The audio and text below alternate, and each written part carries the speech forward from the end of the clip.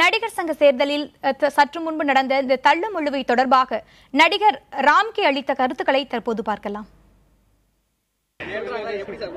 இல்லைங்க, இது சும்மா அதாவது எமோஷனலா இருக்காங்க எல்லாரும் ஹீரோஸ், எல்லாரும் பின்னாடியும் பெரிய ரசிகர் கும்பல் இருக்கு. அவங்களுக்குன்னு எத்தனை பேர் ஓட்டு போட வந்திருப்பாங்க.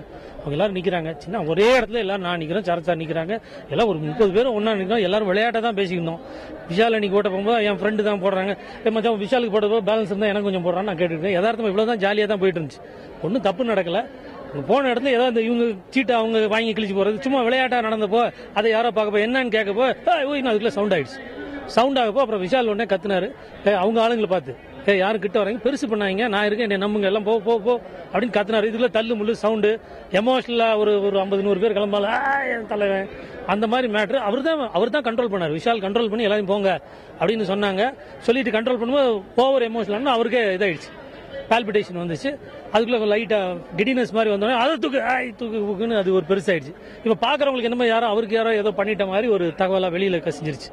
அதான் உடனே வாட்ஸ்அப் இருக்கு, ஏதோ ஒன்று தப்பா சொல்ல போக ஒன்னும் நடந்தல.